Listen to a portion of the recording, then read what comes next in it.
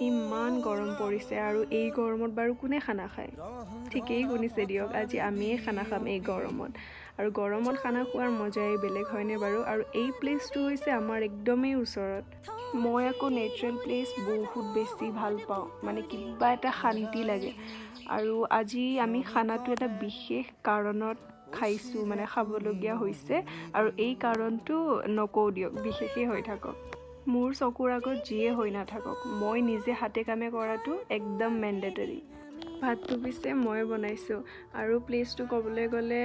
সৰুৱে আছিল এৰিয়াটো ইমান ডাঙৰ নাছিল তথাপিও ভাল লাগিছে আৰু লাষ্টত আমি অলপ এনজয়মেণ্ট কৰিলোঁ এয়া গান চান গোৱা হৈছে অলপ নাচিলোঁ তাৰপিছত আমি খালোঁ ভাত